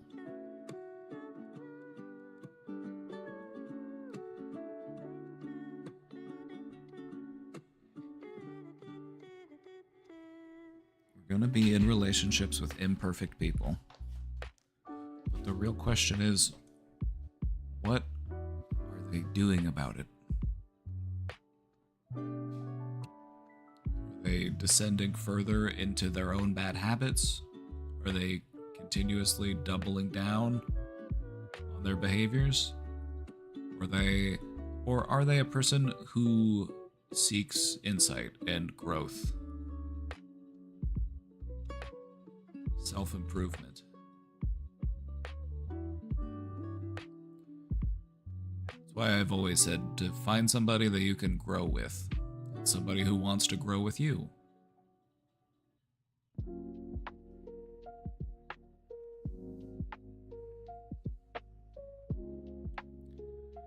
You're not looking for somebody to boss you around. You're not looking for somebody to that level of control over you. You're looking for somebody that you can work with. You're looking for somebody who views a relationship as a partnership. It's not a rank system. Nobody outranks the other one here.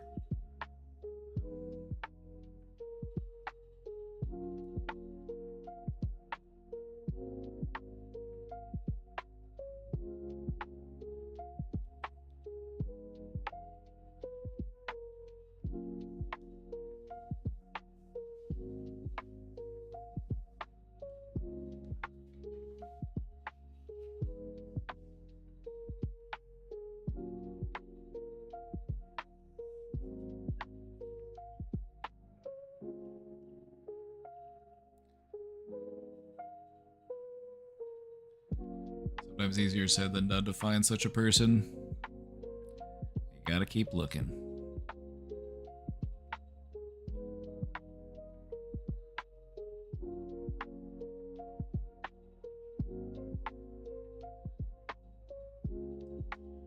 Try to be the love that you seek.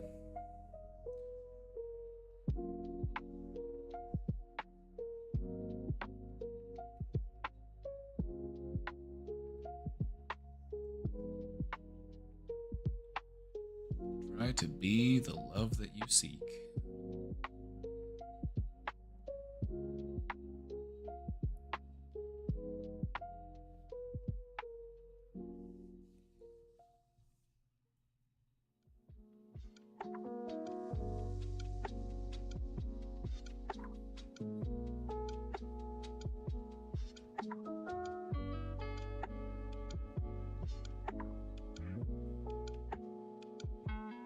Blame the British?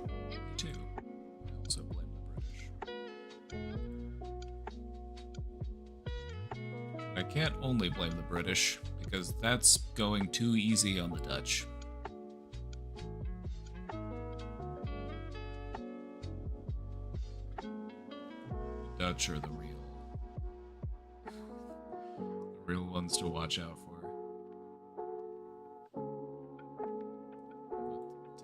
Quick stretch break real quick.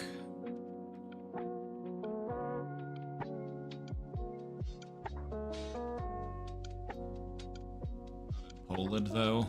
Oh, the Polish people, they can blame pretty much everyone around them. Poland has been fought over so many times throughout history.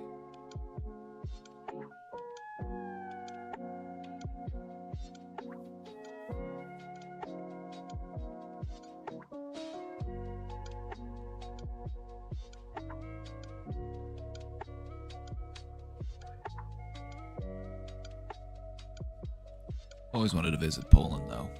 Heard it's very nice.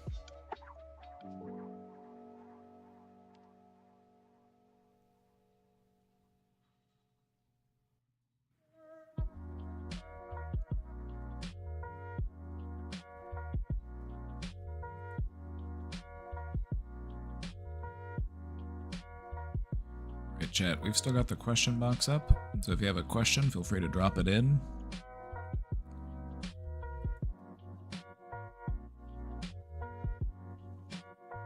Probably also gotta hop on the community Zomboid server for a bit as well. We'll do that here in a bit. Hang out with the question box for a bit longer. Anyway, I'm gonna stretch. Be right back.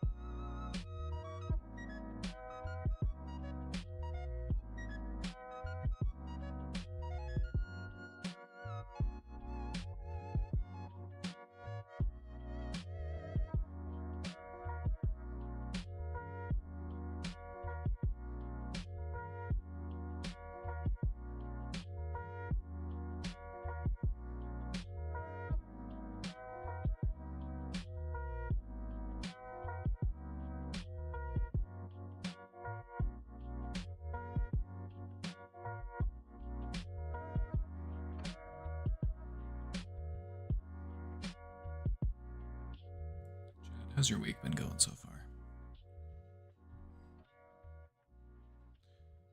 Staying cool? Hot as hell this week. Been staying inside. Did go out a little bit, but it was just to go with our cousin to do some driving practice. We helped our cousin get their documents and their learner's permit. So we've been doing some driving practice.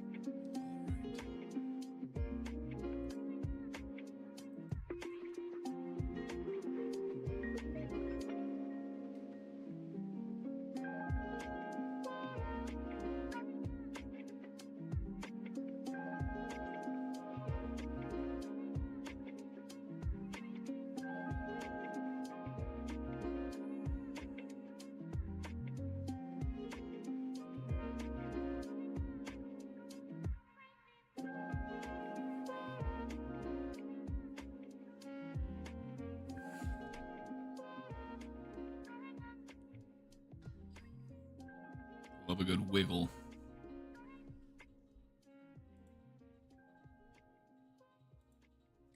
I love a good wiggle. Don't underestimate the power of a good wiggle.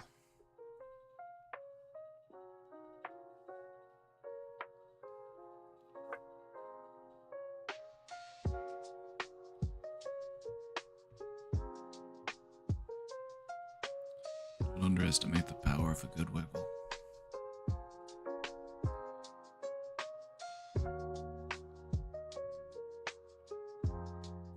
Take a couple more minutes for the question box. But I do hear Project Zomboid calling my name.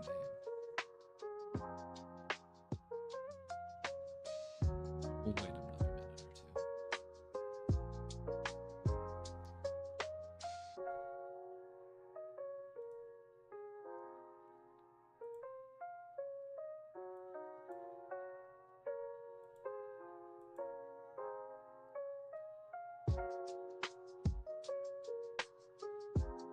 I'm gonna play on the community server, I think.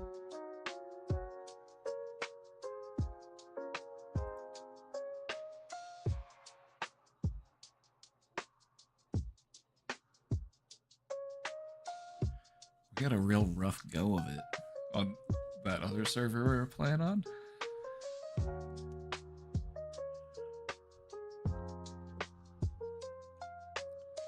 We're having a real rough go of it. But we survived. We finally ended up finding a car.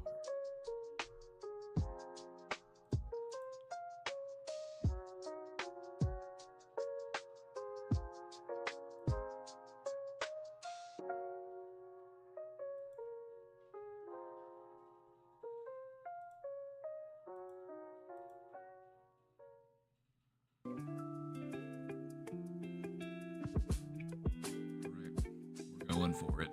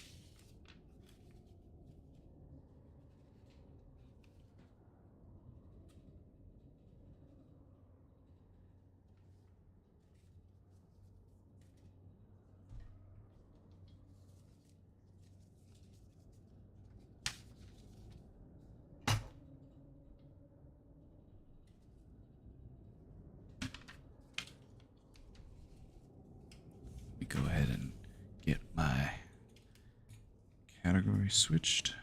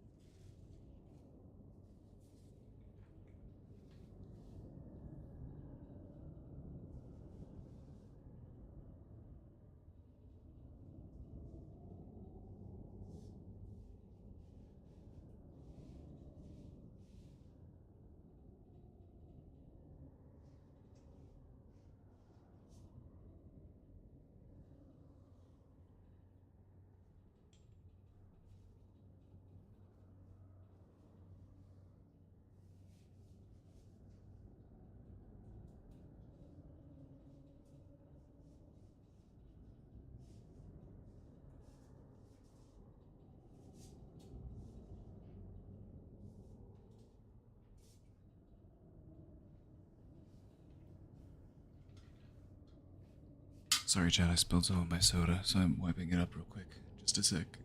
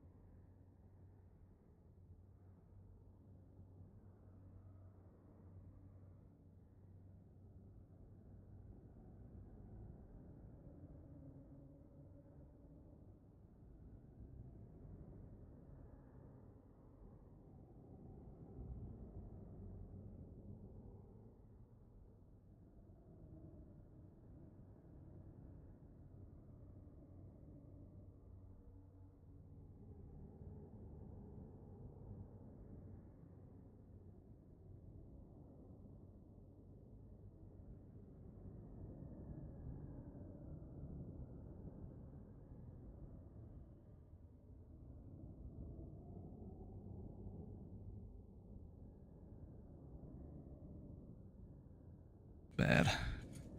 Like I gotta wipe this up. Bad. Like I gotta wipe this up. So I wiped most of it up. I'll have to get... So I wiped most of it up. I'll have to get back in there. Back in there. Wipe.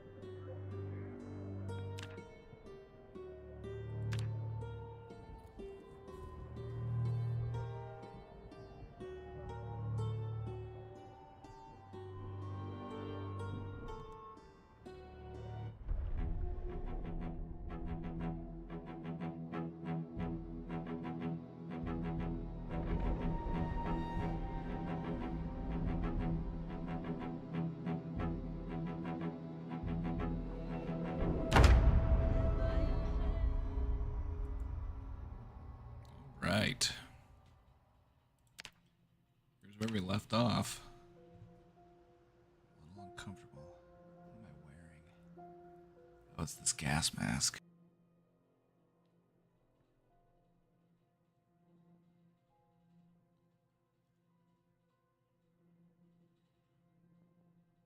Hello? I think I disconnected there for a second. I think we're back online though. Hello?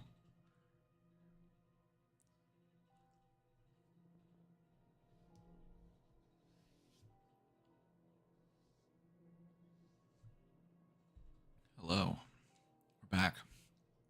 Alright. Hey.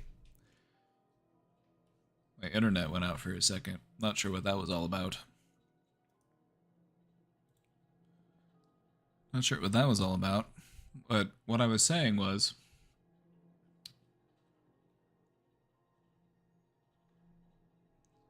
on this character, this is where we had left off.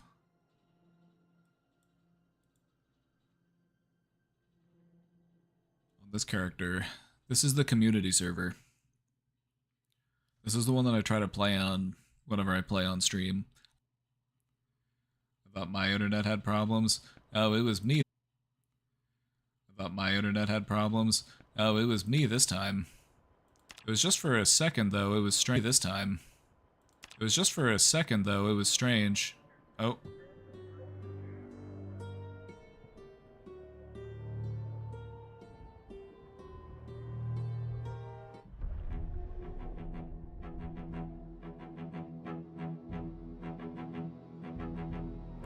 I think I disconnected and reconnected again. I'm not sure what's going on with the internet.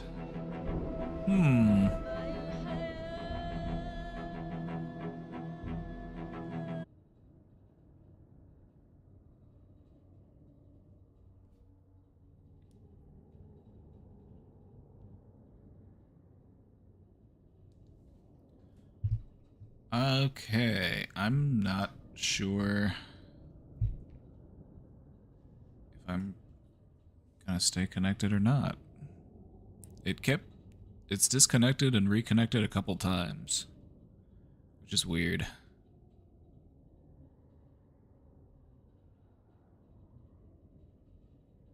Testing, 1, 2, 3. Testing, testing, can you hear me?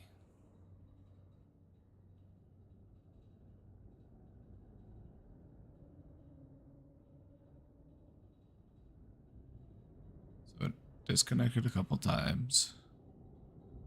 Seems like it's connected now. I don't want to jinx it though. Every time I say, oh, it's back, it goes back off again. But now it's been this way for at least like a minute. Maybe we'll be okay.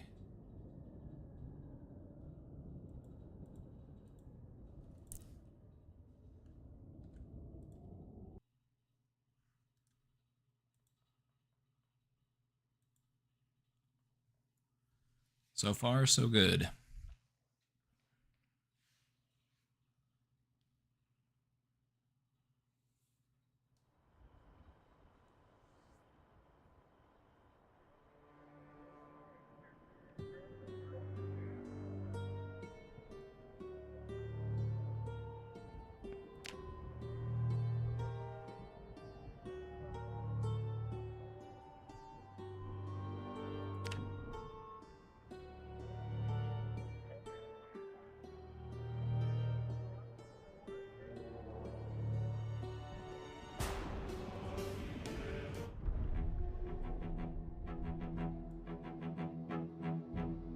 So far, so good.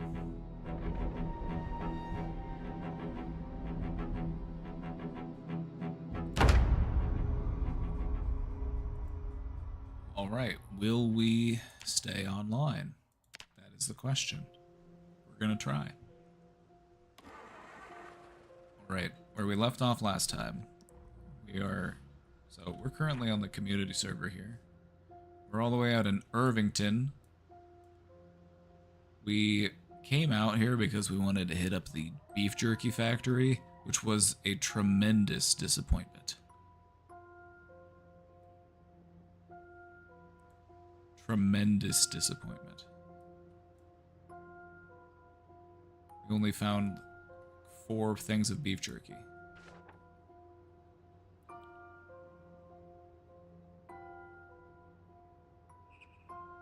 Am I still connected? Let me know. I'm worried. I kept getting disconnected.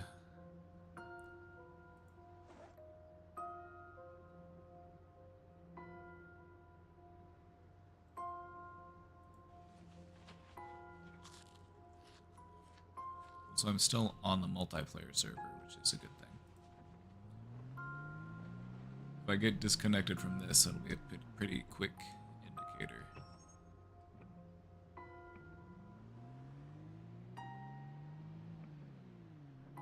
It's a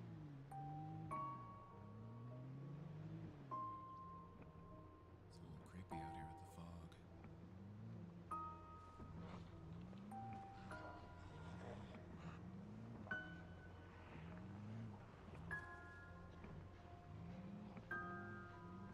So far, so good. Alright.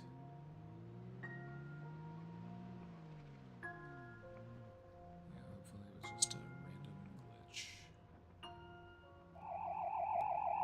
Captain Floof, thank you. Where we're at? We're at Hobbs and Perkins Hardware. We're gonna hit up this big hardware store. That's what we come out to the country for, folks. The big hardware stores. You want the big ass hardware store? You gotta go out into the boonies.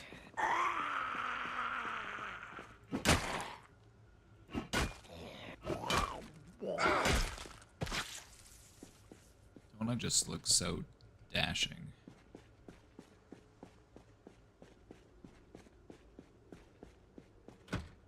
Okay. Of course. Couldn't be so lucky. Looks like this place is pretty empty, though. So I guess we'll go ahead and take off this gas mask, since it's making our face hurt. We can put on our sunglasses. Nice. One open door. Okay, and the power's out now, so it's flashlights.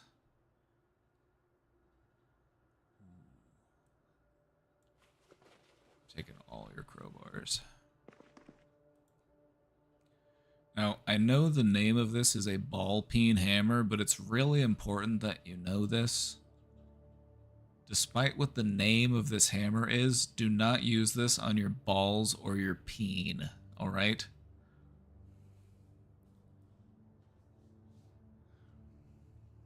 Just take it from me, alright? I know, it's confusing.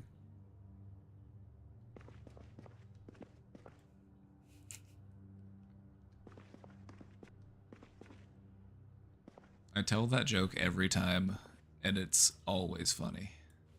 It's always funny to me, at least. Which is why I keep telling it. I said I'm clearing you out of your crowbars, and I meant it. Butterfly knife? I know it's not the best weapon, but it is just so cool.